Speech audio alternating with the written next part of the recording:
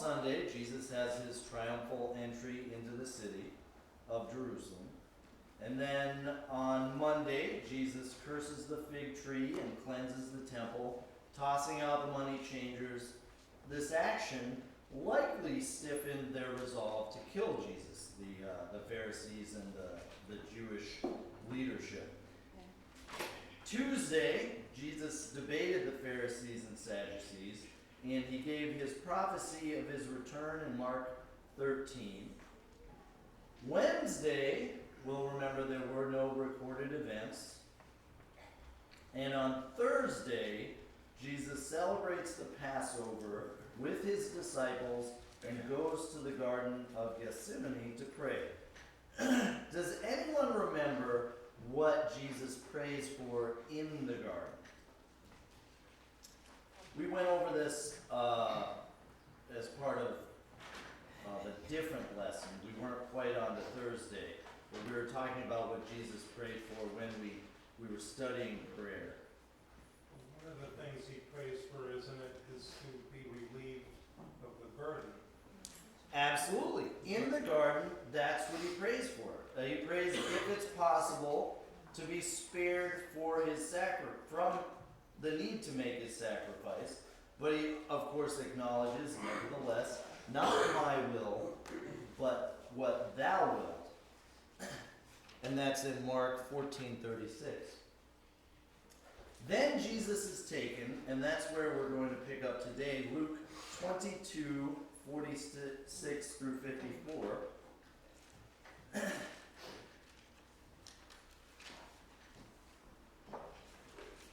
Luke 22:46 through 54.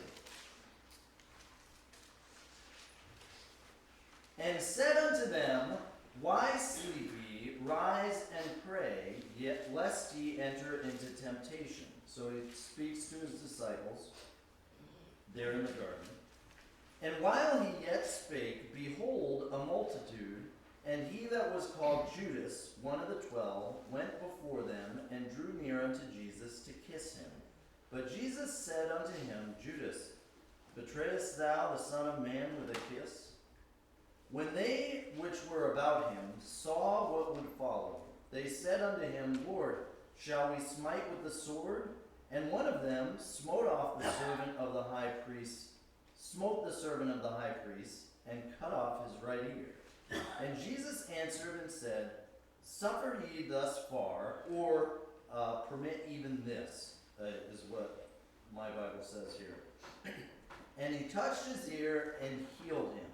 Then Jesus said unto the chief priests and captains of the temple and the elders which were come to him, Be ye come out as against a thief with swords and staves?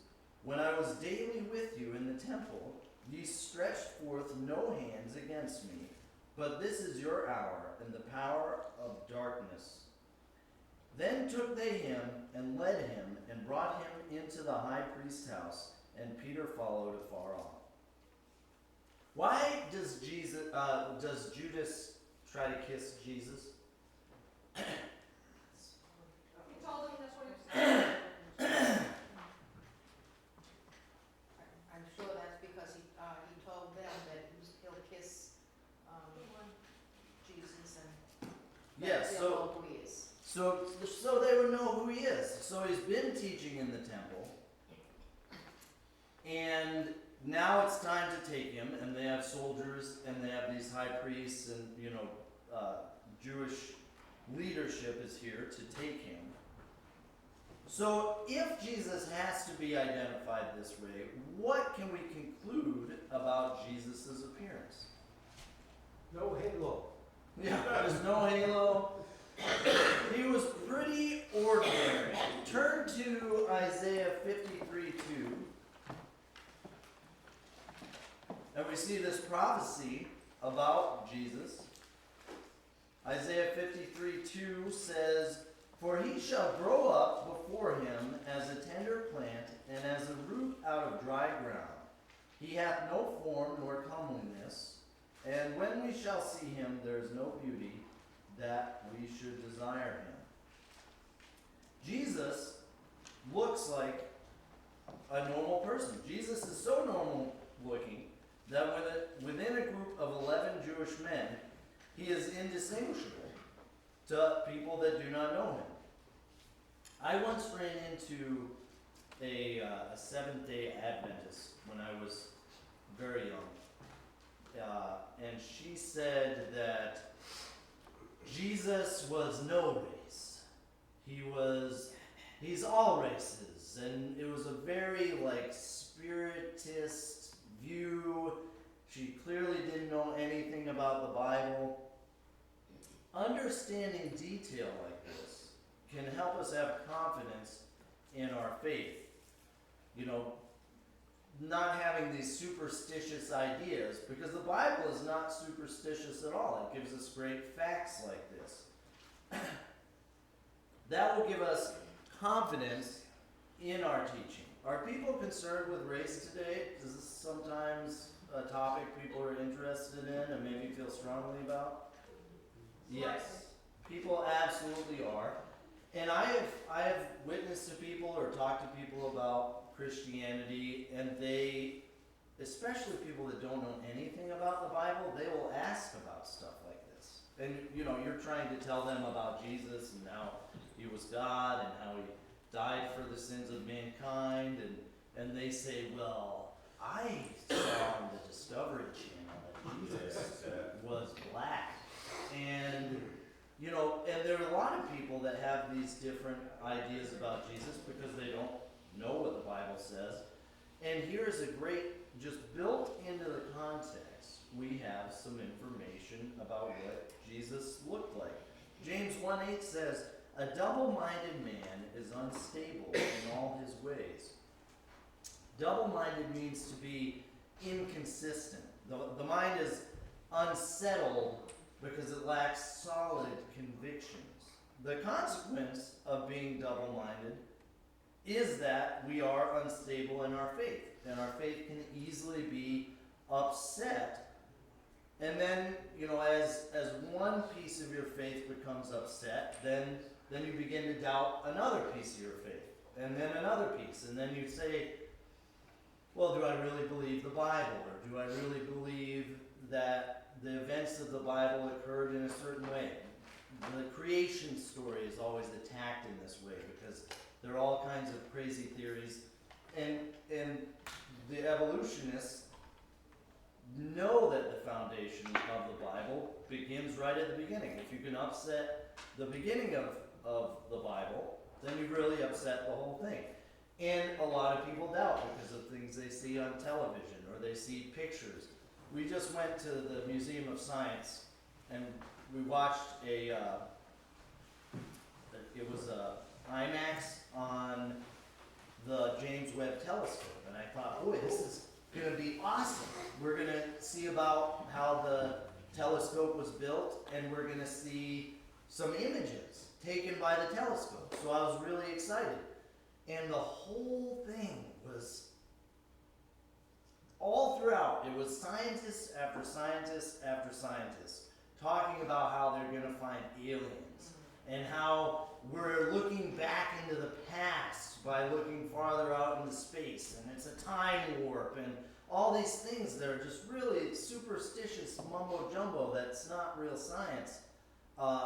Very disappointing $10 I spent per child and myself. But these are the sort of things that can upset someone's faith, especially if they don't have a solid foundation in Genesis, if you don't know some of the science and archaeology behind it, it can make a person start to doubt. And then when you start to doubt one piece, you can start to doubt another piece. And knowing these facts that are interwoven within the accounts of the Bible can help you support your own faith and address it when people have weird questions in the Bible. So we must be sure we must be sure in our knowledge and single-minded in our faith. So a good thing to remember is that Jesus, and I think we all know this, was a Jewish man, and this is how we know that Jesus was Jewish, because he looked just like the other disciples, He had a beard like the other disciples. He had robes, probably the same color as the other disciples. I'm sure they all wore the same thing. They looked the same. They're all about the same age. You know, it's pretty easy. If I took a random selection of 5 people up here and I had to identify one of you, you know, I might say, you know, there are lots of different characteristics a person can have, but Jesus looked just like the other guys. So, a couple of things I like in this passage of Jesus being taken. I like that Peter tries to kill the servant of the high priest. You know, it shows that his disciples loved Jesus. And maybe it also shows that they didn't have the kind of faith in Jesus' lesson that he was teaching. But it seems very human that the most beloved person in your life, you try to protect them. And Peter wasn't, or maybe it was Peter, maybe it was another, it's not exactly conclusive. But he wasn't trying to cut the high priest servant's ear off. He was trying to kill him. And I like that. You see that human passion trying to protect his Jesus. But I also like that Jesus heals him. You know, these people are coming to take him and crucify him. Jesus knows what's going to happen. And yet he heals the high priest's servant. And I also like, let's read verse 52 and 53 again. Then Jesus said unto the chief priests and captains of the temple and the elders which were come to him, Be ye come out as against a thief with swords and staves? When I was daily with you in the temple, ye stretched forth no hands against me, but this is your hour and the power of darkness. What is Jesus saying to them? It's your time. It's time. Well, what is he saying about the people that are coming to take him? You come in to get them in at night, for one, it's not doing it during the day. So one of the things my Bible says is about avoiding a riot. Avoiding a riot? Taking Jesus in the daytime. Yes? Yeah. I read this as Jesus, that's true, but Jesus is calling these people cowards and evildoers. You know, I was there, you could have taken me any time, but you were afraid. And what you're doing is unjust. Because if it was just, you'd do it during the daytime where everyone can see what you're doing. Well, this does make for a little bit of confusion then, Mike, doesn't it? Because, you know, as you were talking earlier, I was thinking, you know, here's one guy out of all of these Jews who is healing lepers.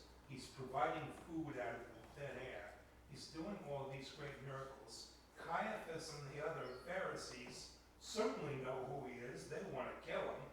Yet nobody seems to be able to identify him unless Judas kisses him. So that to me was always kind of a little bit of a confusion. So you're thinking maybe there's some sort of like divine intervention to make Maybe it him was- seem nondescript? Maybe it was the Roman soldiers and the servants of the priests that Right. could not identify him. Maybe the priests Yeah. themselves weren't there. Maybe so. Yeah, Caiaphas didn't go. Yeah, It was like a bunch of errand boys, you know, go get this guy. right. Yeah. Well, it seems unlikely And that mugshots. We don't do something.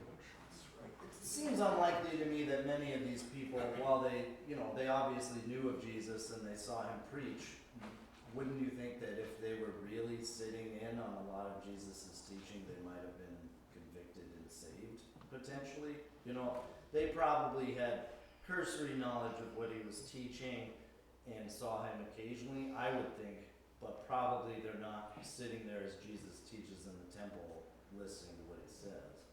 So maybe that's the difference. But good question. So let's move on to Mark 14 and see where he goes from here. Mark 14:53 through 65. Jesus is brought before the high priest Caiaphas and the former high priest Annas. and the council. Mark 14:53. And they led Jesus away to the high priest, and with him were assembled all the chief priests and the elders and the scribes. And Peter followed him afar off, even into the palace of the high priest, and he sat with the servants and warmed himself at the fire. And the chief priests and all the council sought for witness against Jesus to put him to death, and found none. For many bare false witness against him, but their witness agreed not together.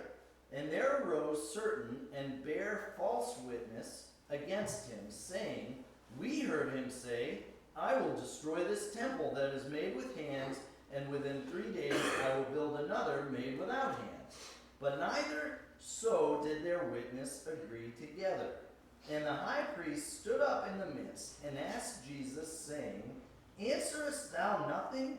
What is it which these witness against thee? But he held his peace and answered nothing. Again the high priest asked him and said unto him, Art thou the Christ, the Son of the Blessed? And Jesus said, I am. And ye shall see the Son of Man sitting on the right hand of power and coming in the clouds of heaven. Then the high priest rent his clothes and saith, What need we have any further witness? Ye have heard the blasphemy. What think ye? And they all condemned him to be guilty of death. And some began to spit on him, and to cover his face, and to buffet him, and to say unto him, Prophesy. And the servants did strike him with the palms of their hands. So, how do they begin Jesus' trial? This is Jesus' trial with the Jewish leadership. How do they start it off? What are they trying to do? Just trying to look legitimate. Somebody come say. Trying to make it look legitimate by producing witnesses against Jesus. And do they find one? Well, very well. They find this false witness, but even this false witness doesn't agree exactly with the other witness.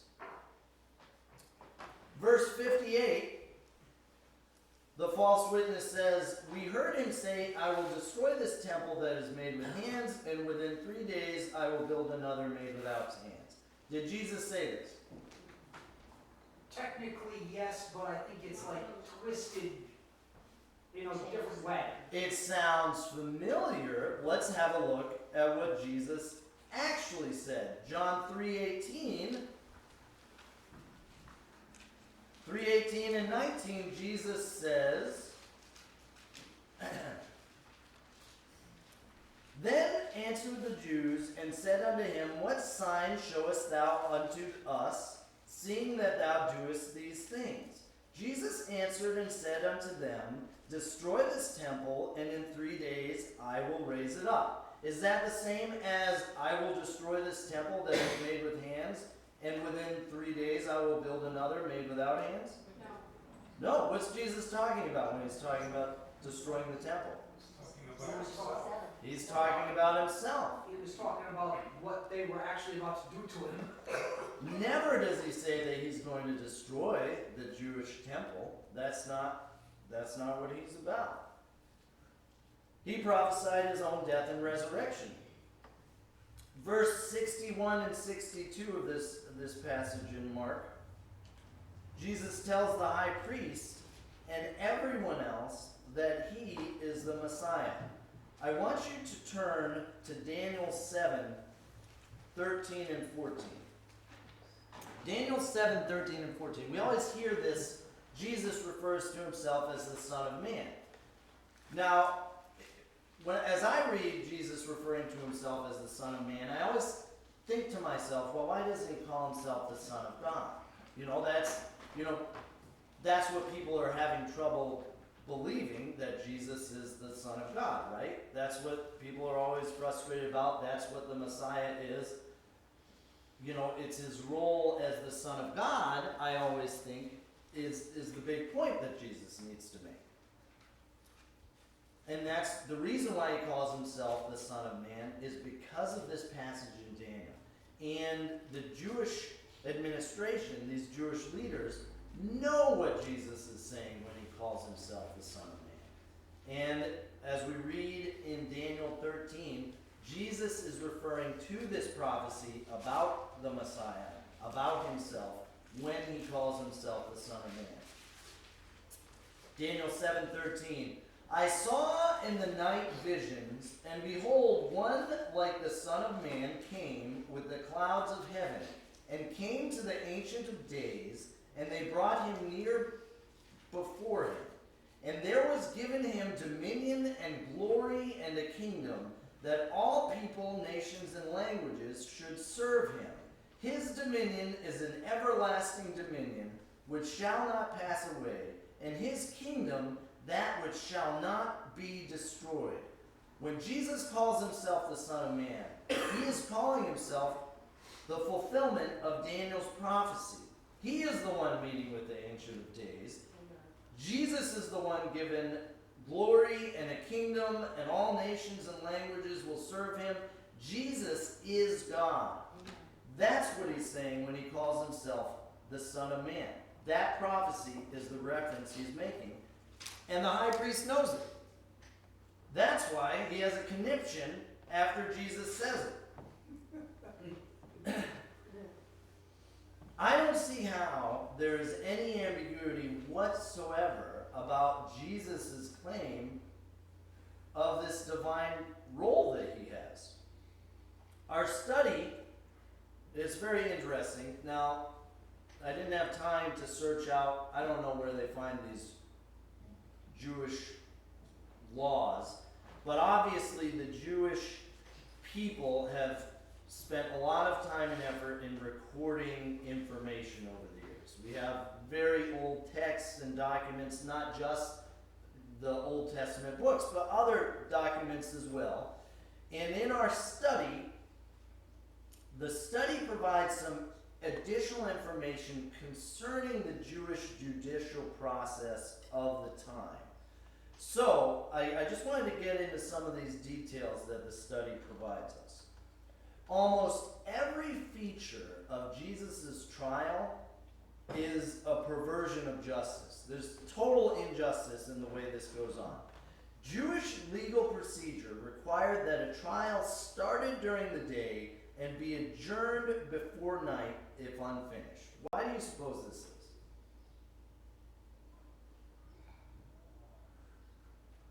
It's because people can see what's going on. If you have a secret trial in the middle of the night where nobody's there or people are sleeping,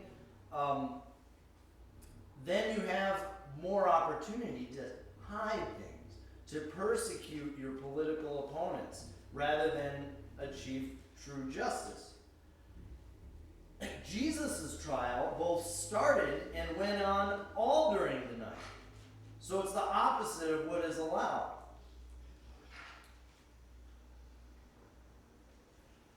It also says the Jewish trial law, that no one could be convicted on his own testimony. So kind of like today, if you're in a criminal trial, you can plead the fifth. No one is required in the United States to testify against themselves, which makes sense because probably people will lie anyways, and it's just. So the same for the Jewish people. A person's own testimony could not convict them in a capital crime. What is it that causes the high priest to decide Jesus is guilty? Jesus testified. Boom, there you go. Jesus' own testimony is what is used to convict him. But according to Jewish law, you can't be convicted on your own testimony. So, totally unjust. And you see, Caiaphas say it right there. What more evidence do we need? Jesus just gave his own testimony. So, already, the time period in which the trial is taking place, the evidence that they use false witnesses. None of the witnesses agree to each other. The witnesses lie, as we can see. The accused was called to testify against himself. In a capital crime, at least two must testify in the presence of the accused, and agree together. So these witnesses they're looking for, they can't find anybody that actually agrees on something Jesus did that was worthy of a capital crime. So, Friday, so overnight, we have like Thursday into Friday, Jesus is taken, Jesus is tried before the Jewish leadership, Caiaphas condemns Jesus, and now we're into Friday, and we turn to John 18.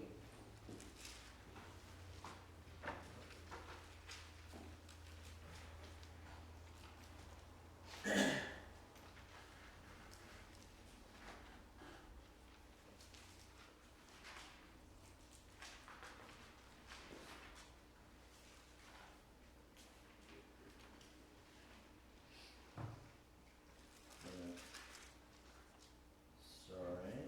12. John 19 is what we want. Oh, sorry. John 18:28. Thank you, sorry.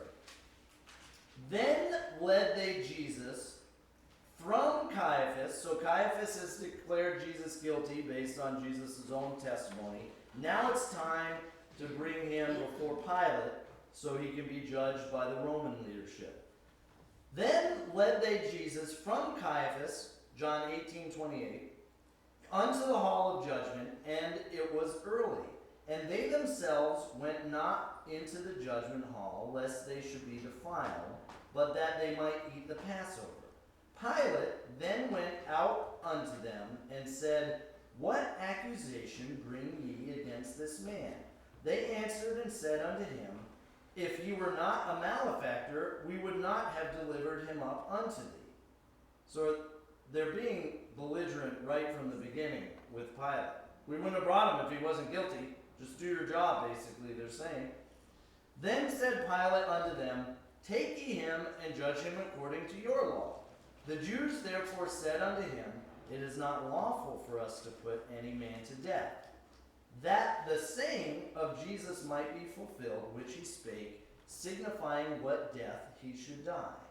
Then Pilate entered into the judgment hall again, and called Jesus, and said unto him, Art thou the King of the Jews? Jesus answered him, Sayest thou this thing of thyself, or did others tell it thee of me? Pilate answered, Am I a Jew?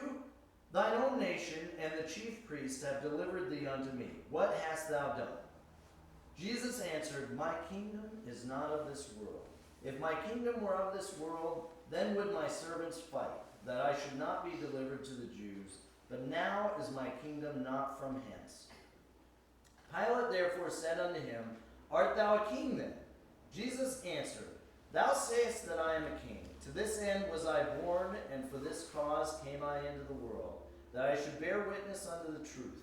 Every one that is of the truth heareth my voice. Pilate saith unto him, What is truth? And when he said this, he went out again unto the Jews, and saith unto them, I find in him no fault at all. But ye have a custom that I should release unto you one at the Passover.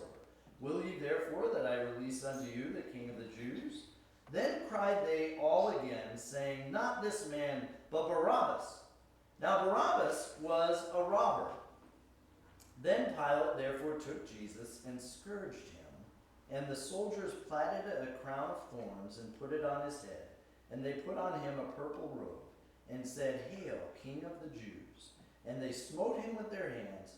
Pilate therefore went forth again, and saith unto them, Behold, I bring him forth to you, that ye may know that I find no fault in him. Then came Jesus forth, wearing the crown of thorns, and the purple robe, and Pilate saith unto them, Behold the man. When the chief priests therefore and officers saw him, they cried out, saying, Crucify him, crucify him. Pilate saith unto them, Take ye him, and crucify him, for I find no fault in him. The Jews answered him, We have a law, and by our law he ought to die, because he made himself the Son of God. When Pilate therefore heard that saying, he was more afraid, and went again unto the judgment hall, and saith unto Jesus, Whence art thou? But Jesus gave him no answer. Then saith Pilate unto him, Speakest thou not unto me? Knowest thou not that I have power to crucify thee, and have power to release thee? Jesus answered, Thou couldst have no power at all against me, except it were given thee from above. Therefore he hath delivered me unto thee. He that hath delivered me unto thee hath the greater sin. And from thenceforth Pilate sought to release him. But the Jews cried out, saying, If thou let this man go, thou art not Caesar's friend. Whosoever maketh himself a king speaketh against Caesar. When Pilate therefore heard that saying, he brought Jesus forth, and sat down in the judgment seat in a place that is called the Pavement, but in Hebrew Gabbatha. And it was the preparation of the Passover, and about the 6th hour. And he said unto the Jews, Behold your king. But they cried out, Away with him, crucify him. Pilate saith unto them, Shall I crucify your king? The chief priests answered, We have no king but Caesar. Then delivered he him therefore unto them to be crucified. And they took Jesus and led him away. And he, bearing his cross, went forth unto a place called the place of the skull, which is called in the Hebrew Golgotha, where they crucified him, and 2 other with him, on either side one, and Jesus in the midst. And Pilate wrote a title, and put it on the cross, and the writing was, Jesus of Nazareth, the King of the Jews. This title then read many of the Jews, for the place where Jesus was crucified was nigh to the city, and it was written in Hebrew and Greek and Latin. Then said the chief priests of the Jews to Pilate, Write not the King of the Jews, but that he said, I am King of the Jews. Pilate answered, What I have written, I have written. Then the soldiers, when they had crucified Jesus, took his garments, made 4 parts, to every soldier a part, and also his coat. Now the coat was without seam, woven from the top throughout. So, here we read Jesus' whole trial before Pilate and his crucifixion. For what Jewish crime was Jesus convicted? Blasphemy. The Jews said, we have a law, and by our law he ought to die because he made himself the Son of God. Which we know he was the Son of God. For what violation of the Roman law did they accuse Jesus? Trying to be greater than Caesar. He made himself to be king. Exactly. The Roman law said there is no king in Rome but Caesar. So, here's a question. Is Jesus guilty of this Roman crime? No, because he was king, but not of this world. His kingdom is not of this world. You could say in the semantics, maybe, that is what he says to Pilate. He says, my kingdom is not of this world. Plus, he wasn't political. He wasn't political, but, we know that the Roman government is always meticulous in searching out the truth, right? And very just. They would never accuse somebody of something they didn't do, or, they're not getting into the details. Jesus said he was king. And is that attitude reflected in his response to Pilate? It sure is. Pilate's the most powerful man around. And Jesus says, you would have no power over me were it not given to you from above. Were it not given to him by Jesus. Jesus is God. So, they choose to release the murderer Barabbas. If you look in Luke 23,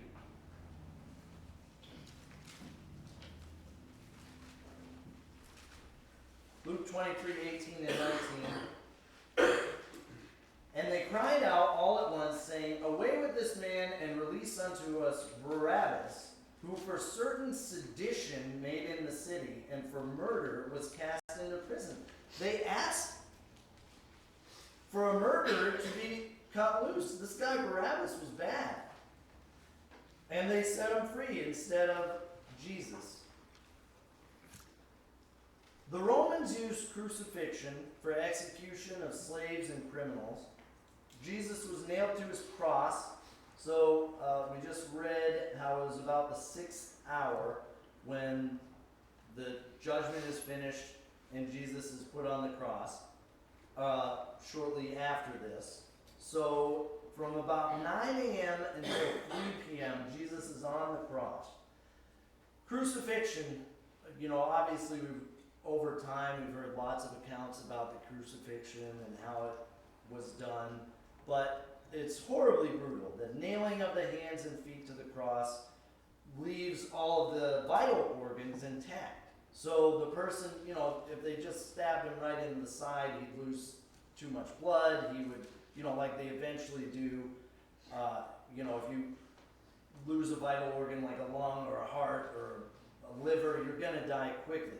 With the way that they nail the hands and feet to the cross leaves all these vital organs intact. So you're suffering in pain, and you're in pain, you have slow blood loss, heat exhaustion. This is what eventually kills a person when they've been crucified. Next week, we're going to look at what Jesus said while on the cross and get into his triumphant resurrection. But these are the events of Thursday leading into Friday. Yes, Ann? When Jesus said to Pilate, after he said, "You have no power over me except it were given to you on high, and he that delivered me unto you is guilty," that almost sounds like he was saying, God delivered me unto you, and God is guilty. So, am I misreading that? I think there he's referring to Judas. So he's saying that, Judas probably in the Jewish leadership here. We can go back to the verse. He that delivered me unto thee hath the greater sin. So who delivered Jesus to Pilate? The Jews, Judas, Caiaphas, Annas.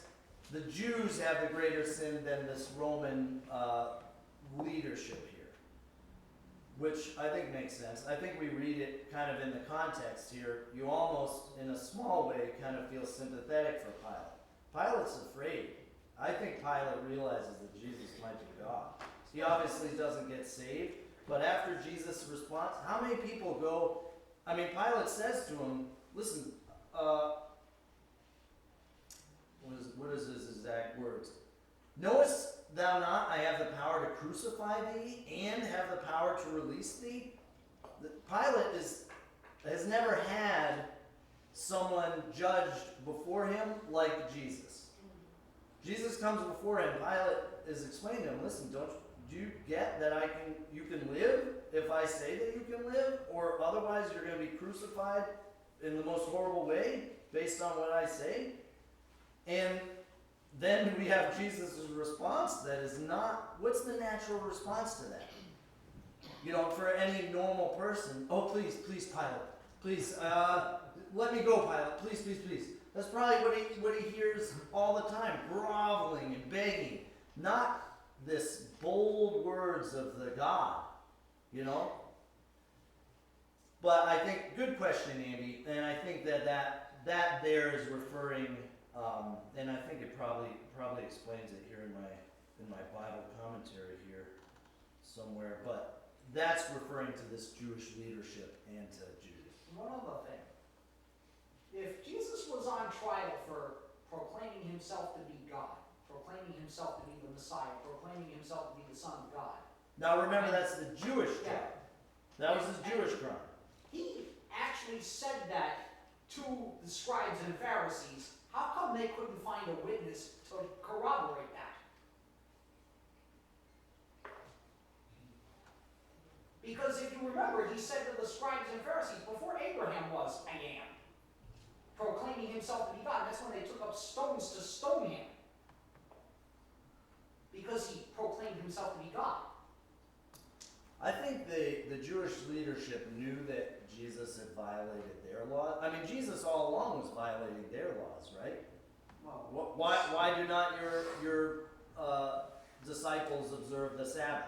Remember when that happened and Jesus said, you know, the Sabbath was made for man and not man for the Sabbath. You know, continuously, again and again, Jesus is defying the Jewish leadership. He's breaking law after law when it comes to this Pharisaical law, not the Old Testament law. Yeah, I was gonna say, But he's he continuously sinned, so he, breaking these Pharisaical laws all along. They could have, as Jesus said, at any time he could have taken me in the temple. I think that they have to be discreet because Jesus is very popular. And they were afraid to do it. But he couldn't be identified as any other Jew unless somebody kissed him on the cheek. I imagine at times, though, you could have identified him. You know, maybe not when it's just 11 men praying in the garden, but I imagine when he's standing up there and, you know, teaching in the temple, it'd be pretty easy to tell which one Jesus is, you know. You would wonder, I'll stop talking, but you would wonder, it seemed that a lot of the Jewish leadership had memories of convenience. They wanted this guy gone because he was challenging their authority. But it always kind of baffled me that if a person was making these claims, and you had the book of Daniel and Isaiah, all these prophecies from so many hundreds of years in the past, that this very thing was going to happen, why wouldn't they look into that and try, you know, through their own scrolls, their own learning, to either prove or disprove it that way? That's a good question. I sometimes wonder, you know, 2 weeks ago we were studying Jesus' prophecy about the end times. It makes me wonder, once we're in heaven, if we might ourselves go, oh, wow, well, why didn't we see these signs coming? You know, and then obviously, as someone instructed me that the book of Isaiah was not in the Jewish Bible, so that's part of it. You would think they would have understood this passage in Daniel, but there's some detail in Isaiah about what Jesus would be like when he came. Or That, even Ezekiel, you know, any of those old books. well, and I think it's just like the rest of us. You ever get stumped when somebody asks you a question, a non-believer will ask you a question, and then you go back and you're like, I know the Bible says something about this, but I'm not sure. They might just not have had good biblical, I know they studied, but maybe they didn't have good biblical understanding. Yeah. Certainly, good questions, Andy and Chris.